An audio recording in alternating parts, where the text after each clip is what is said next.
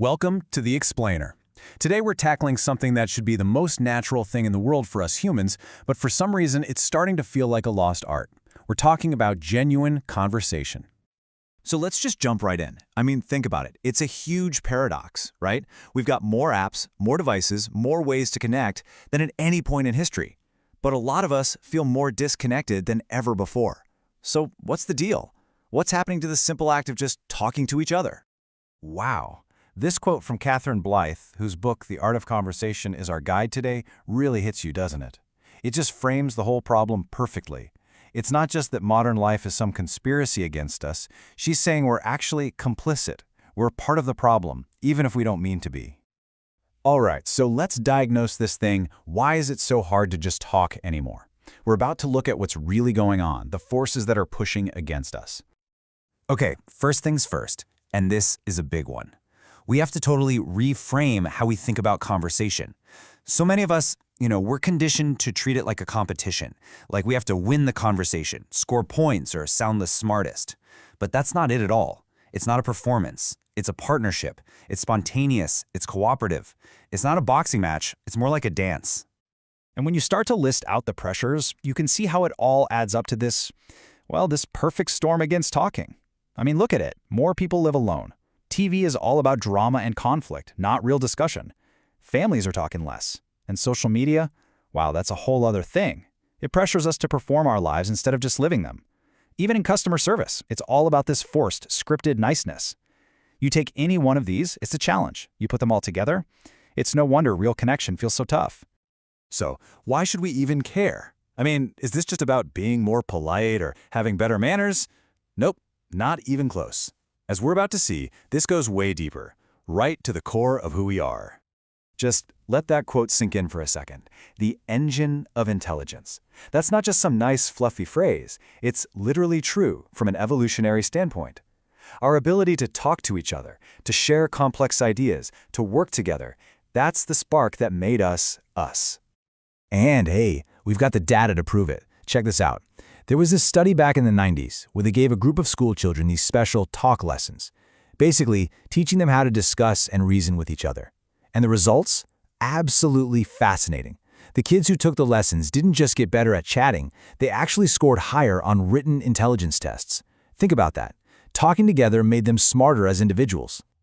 And if you look back through history, it's just full of these incredible breakthroughs that happened because people were talking. Shakespeare wasn't locked away in some tower. He was down at the pub, bouncing ideas and insults off his rivals. Einstein and Kurt Gödel would walk home together, just talking.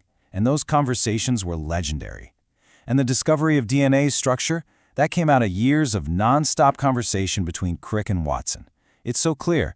Big ideas are born from great conversations. Okay, so if conversation is this powerful, how do we actually get better at it? Well, here's where it gets really interesting. The single most powerful tool you have to become a great conversationalist is probably not what you think it is. It's totally counterintuitive. To get what I mean, let me tell you this amazing story. It's about a woman back in 19th century England who had this crazy experience. On back-to-back nights, she had dinner with the two biggest political rivals of the day, William Gladstone and Benjamin Disraeli. And here's what she said afterwards. This is the key. When she left dinner with Gladstone, she thought he was the cleverest man in England. But after dinner with Disraeli, she thought she was the cleverest woman in England. And boom, there it is, the secret. Gladstone impressed her with how smart he was. Disraeli made her feel smart. Who do you think she's going to remember more fondly? Who made the real connection? That story just nails it, right? The greatest conversationalists aren't the ones who talk the best, they're the ones who listen the best. And listening isn't just sitting there quietly waiting for your turn to talk. No, it's an active, creative process. It's about shaping the conversation with your attention, making the other person feel fascinating. It's the most generous thing you can do in a conversation. All right, that's the big idea. Super powerful stuff. But now, let's get practical. What can you actually do? We're going to give you a toolkit you can use tonight. So think of it like this. A conversation that goes deep is like climbing a staircase. You've got 4 steps. Step 1 is just the basic courtesies, hello, how are you, a little social lubricant. Step 2, you trade some information. What do you do? Where are you from? Then you get a little more vulnerable on step 3. You start trading opinions. What do you think of this music? And finally, the top step, where the real magic happens, is when you trade feelings. Yeah, I can't stand it either. It's a simple little map to get you from hello to a real connection. And now for something a little different and kind of funny. The book calls these the unlucky gambits. Basically, things you should definitely avoid. Some of them are just common sense, right? Like, don't make a joke about someone's last name. Duh. But others are more subtle, like wiping your hand after you shake theirs. It sends this tiny but really powerful negative vibe. So yeah, here's your what not to do list. And speaking of what not to do, this story is just wow. Ronald Reagan is at his own son's graduation. He goes up, shakes his son's hand, and says, "My name is Ronald Reagan, what's yours?" To his own son. I mean, he was on autopilot, right? Going through the motions, and it's the perfect, if a little painful reminder of the #1 rule. You have to actually be present. You have to pay attention. Otherwise, it's all meaningless. Okay, so let's wrap this all up into your very own conversation survival kit. 5 key things. Number 1, attention. Remember, it's not about you. Your job is to listen.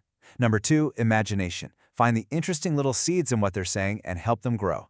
3, enthusiasm. It's totally contagious. Be interested. 4, the focus pull. Actively steer the conversation toward their interests, not yours. And finally, number 5, ingredients. If you get stuck, have 3 things in your back pocket. 1 big headline, 1 random trivia fact, and 1 light piece of gossip. That's your safety net. It's a simple formula, but it really, really works. So in the end, it really is a choice, isn't it? We live in this world that's just built for distraction, constantly pulling us apart. We can either go with that flow, or we can decide to push back, to intentionally build connections. And we do that one real conversation at a time. So the question for you is, what connections are you going to choose to build?